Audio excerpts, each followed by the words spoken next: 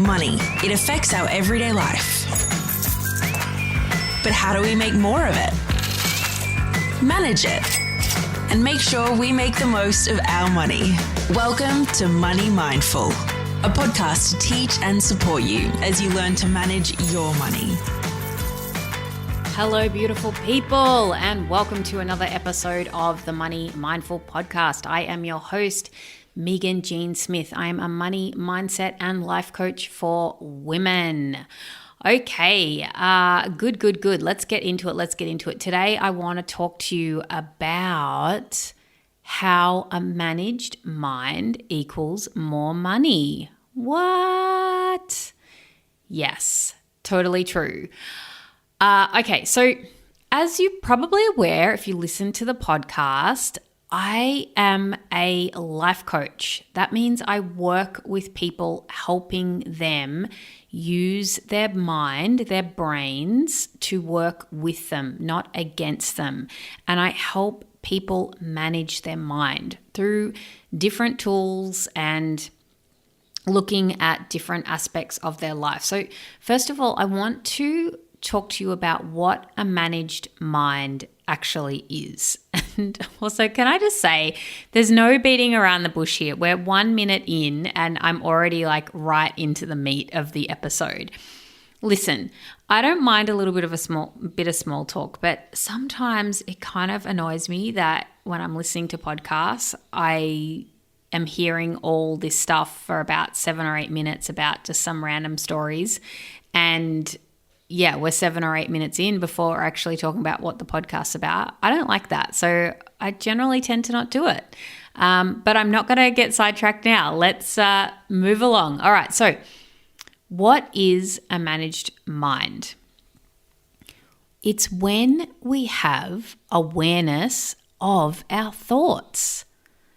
Okay. So it's when we know what we're thinking.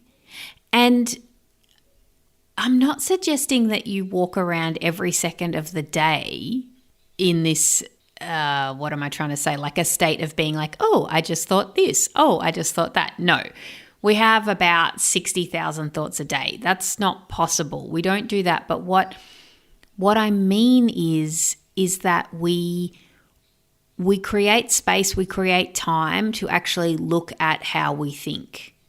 Okay. And we think thoughts intentionally. All right. Everyone will always think thoughts unintentionally. Everybody does it. Okay. But the difference is when you have a managed mind is that you create awareness around your unintentional thoughts so you can figure out why you're getting results in your life that you don't want. It's because of your unintentional thinking. And if you don't have any awareness around the way that you think, it's very hard to create new results in your life. And that's why so many people struggle with creating new goals like losing weight or making more money or start a business. Is because they don't understand or they don't have the awareness of how they're thinking. It's very hard to create something new in your life if you are continuing to think the way that you've always thought. That's why you see people who win the lottery end up more broke than they were before they won the lottery. It's not the money that creates a new experience in their life, it's their thoughts. That's why so often you see people who lose weight, put the weight back on again. It's because they don't know how to manage their mind, right? This is like the secret tool to the universe. Okay, so what else is a managed mind? It's thinking thoughts intentionally. Right? It's deciding in advance how we need to think to get the results that we want. Okay, so if you want a particular result in your life, for example, you want to buy a house or you want to start a business, how do you need to think to create that? Because if you want to be somebody who buys a house, for instance, or invests, but the thoughts that you have about yourself is, I'm terrible with money, investing is really complex. I could never buy a house. I have no idea about investing. That's an unmanaged mind. Okay? So again, it's when we've got awareness of our thoughts, we can actually change them.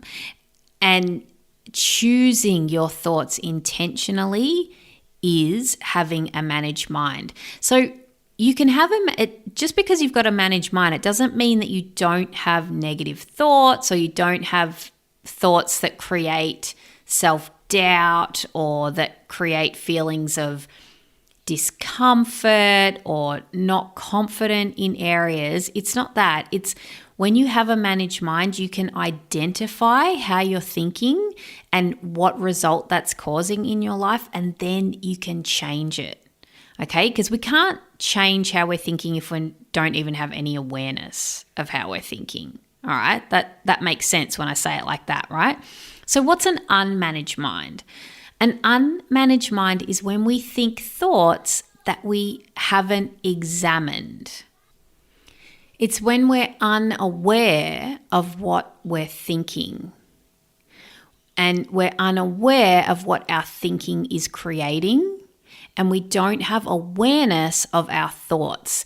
Now, that could be from indoctrination. It could be from modeling, what we've seen growing up. It really doesn't matter why you think a particular way. We have 60,000 thoughts a day, and everybody in the whole world picks up stuff. We don't live in a vacuum. You see things around you. You grow up, you learn things from what you see from your parents and your community and what you're exposed to. Nothing's gone wrong here. The only thing that I'm suggesting is if you've never examined those thoughts that you've grown up thinking and decided on purpose, are they the thoughts that you want to continue to think? For example, you might have a thought like money is hard, or you have to work really hard to earn money. Now, is that a thought that is serving you? Do you want to think that thought on purpose? Are you intentionally choosing to think that thought, or are you just thinking that because that's what you grew up seeing? Maybe you grew up in a family where your parents, who knows, they might have made good money, they might have not made good money, whatever, but maybe they worked really hard to earn money. And so that's what you saw, that's what you believed, and now you continue to think that and operate your life through that thought. So we don't have to keep thinking the same thoughts that we had when we were kids, things that we learnt growing up. Money doesn't grow on trees. I'm no good with money. I'm not good enough, right? All those thoughts, maybe you have those thoughts, but you don't even realize. Or maybe you have a whole heap of negative thoughts about wealthy people that you've just never even consciously examined or been aware of that you actually think that way. So often, like this happens to me all the time when I work with my coach, we uncover thoughts that I'm thinking that I'm like, whoa, I didn't even realize I was thinking that. Right? And there's techniques, there's ways that you can reveal what you're thinking. And working with a coach is like one reason why you would work with a coach is to find that stuff out, actually work out what are you thinking, why are you getting those results in your life, and then you can change it. Okay, this is how it relates to money, okay? Because unexamined, unintentional thoughts can create results that we don't want, and it creates unnecessary suffering. Look, the whole Dave Ramsey manifesto of no debt, for instance, right? There's a whole heap of people who have thoughts about debt is bad. Now, I'm not suggesting or I'm not advocating for you to go out and max out your credit card right now. But there's areas like debt. Debt's a perfect one to bring this up as an example. That, it's very common for some people to have thoughts about debt, like debt is bad. It's really you shouldn't have debt. Having credit card debt is shameful, or whatever. Like the way that people think about debt can often be quite negative, and this idea that we shouldn't have debt. And just to put a spanner in the works, my net worth. Majority of my net worth has been created because I have used debt. I've bought money to buy investments, and those investments have increased in value, and those investments are also income producing investments. And because of my willingness to have debt, investment debt, I've made a lot of money from that debt. Okay, so in that area of debt, I feel totally good about it. I'm completely okay with debt. In fact, I've 18 times increased our net worth because of investment debt.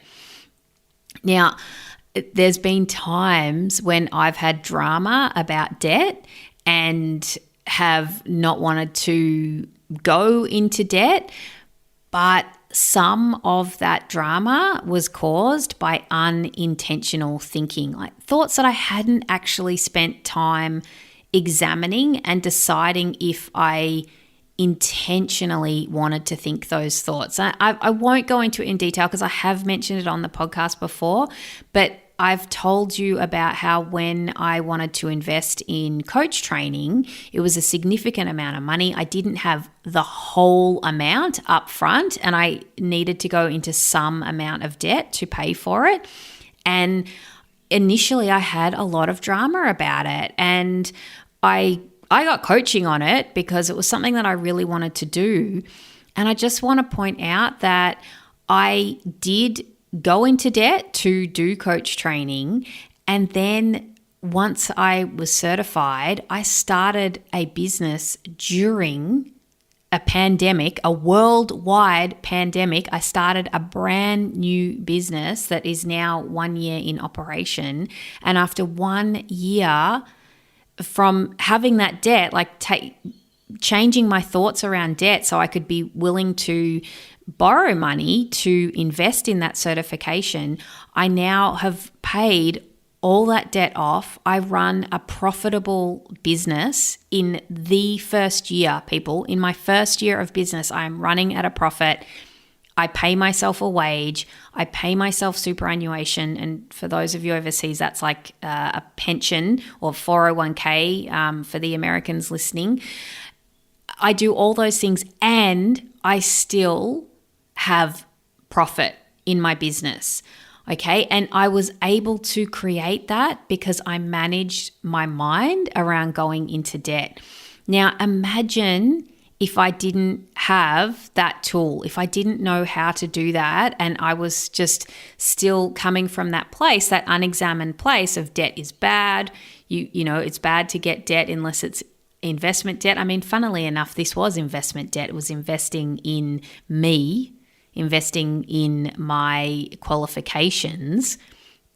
But because it wasn't the traditional debt, a mortgage to buy a house, I had some thoughts about it that were negative, that I thought was bad, that I shouldn't do it.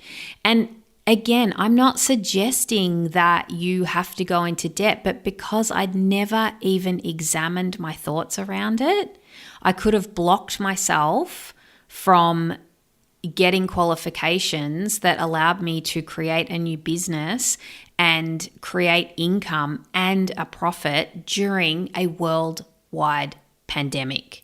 So this is why I'm telling you that a managed mind equals more money.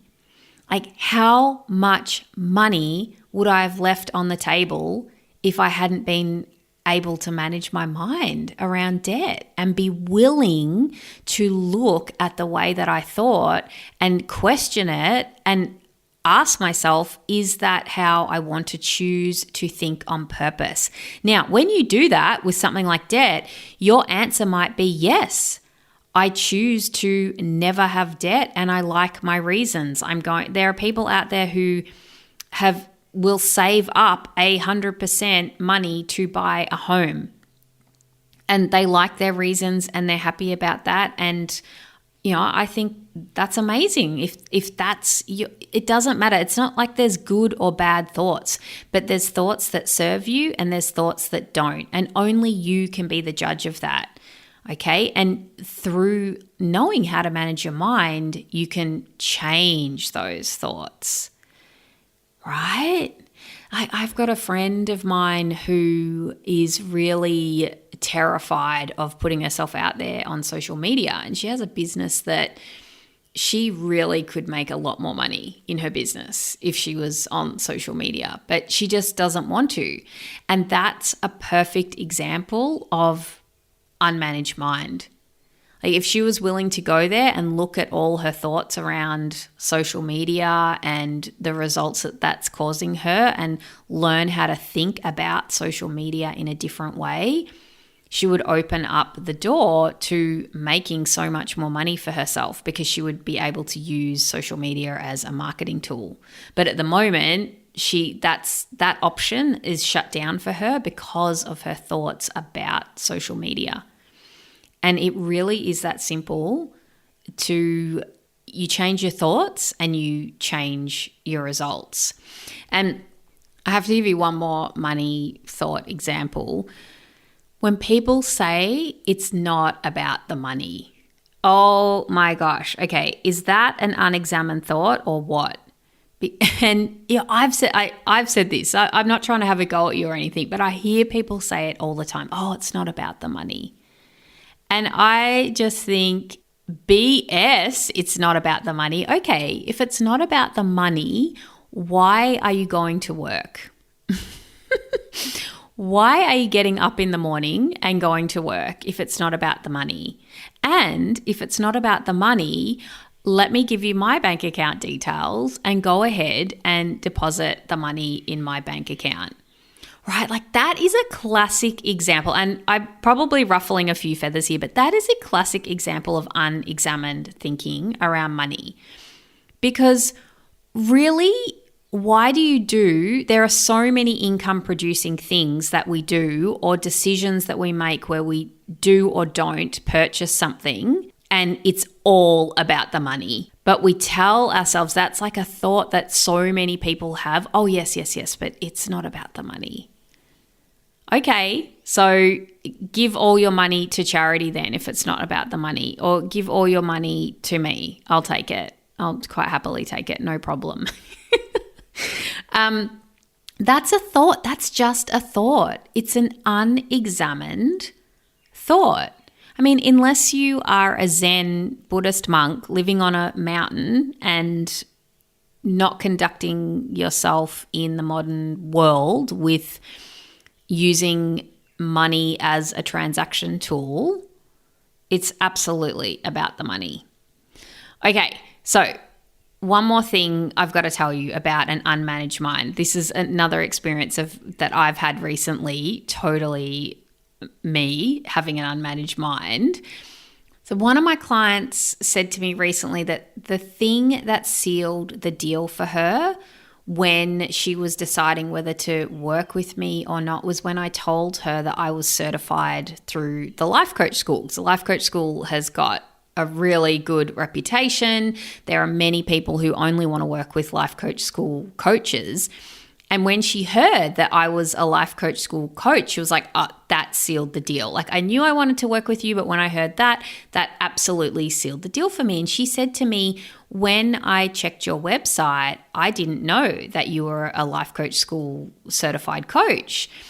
And you should have that on your website. And I was thinking, after that conversation, I was like, yeah, I totally should. When you certify, you get this little life coach school logo that you can use, and just for that exact purpose, you can put it on your website to tell people that you are certified through that school. And I thought about it, and I thought about it, and I thought about it some more. and I thought about how difficult it would be to put it on my website, and that I didn't have time to stuff around with that stuff, and that I was busy working on other things. Okay, all those thoughts, all unexamined thoughts. Okay, I never took the time to coach myself on it. I never really decided deliberately how I wanted to think about it. I just let my brain run wild. 6 months later, guys, 6 months later, seriously, I decided that, I really should get around to putting that logo on my website. And I had a moment where I was like, this is going to be so hard. And then I thought, come on, let's just do this. It took me 15 minutes. That's it. It was so simple to do. 15 minutes, people. That is all it took me. And I don't want to waste my time. There's not really much point thinking thoughts like this, but just for argument's sake, think about how many people thousands of people actually, by the way, have clicked on my website, like I can see in the stats. How many people have gone to my website thinking I only want to work with a Life Coach School certified coach, and they've looked and they haven't seen that little logo, and then maybe not realized that I'm certified through the school and clicked off because they want to work with a Life Coach School coach. And I'm just saying this for argument's sake, but think about how many things that you put off in your life because you tell yourself, oh, it's so hard, or whatever else. We have so many thoughts about things that we just simply don't take the time to examine. And look, I don't examine every single one of my thoughts. I don't sit around all day examining every thought, but things that are important to me, yeah. But little things like that, that's just such a perfect example of I could have had that logo up on my website 6 months ago, and it was so easy to do. It took me 15 minutes, but because I just let my brain go off on its little tangent, telling me that it would be really difficult, and I just believed it and never questioned it, that resulted in that for 6 months I haven't had that up on my website when I could have easily have put it up. So, oh my gosh, yes, I am totally human, just like you guys, and I do all these things too. Okay, that is all I have got for you today. If you want to learn how to manage your mind to work with you instead of against you, you should totally sign up and have a consult with me. I help women creators and entrepreneurs and women aspiring to create change, essentially, to create the extraordinary lives that they want to live on purpose. All my clients learn the main tools that are taught through the Life Coach School. If you know anything about them, I teach all my clients the model and how to use that. That is one of the very first things that I work on with my new clients who aren't familiar with that. So until I see you again next week, if you want to work with me, go to the website now. That's moneymindful.com.au, and there's a work with me tab that you can click to book a consultation. Now, speaking of unmanaged minds, before I let you go, I must tell you about book club tonight. We are discussing Chasing Cupcakes by Elizabeth Benton, and she has amazing questions in her book to help you manage your mind. So if you're not coming already and you've never heard of book club, I'm just going to quickly let you know that I run a book club. It happens on the last Tuesday of the month. We meet at 8:30 p.m. Australian Eastern Standard Time on the Money Mindful Facebook page. There are links to it on my website. There are links to it on my social media.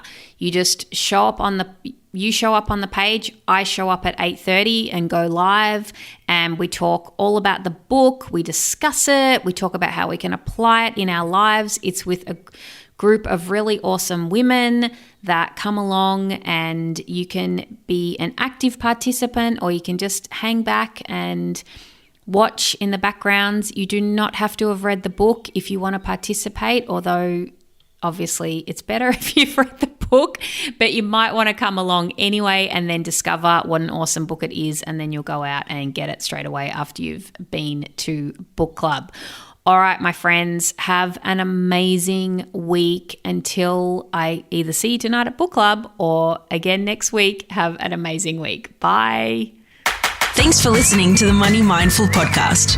For more info, visit moneymindful.com.au. For future episodes, be sure to subscribe. And remember, the information in this podcast is of a general nature only and does not take into account your personal circumstances or goals.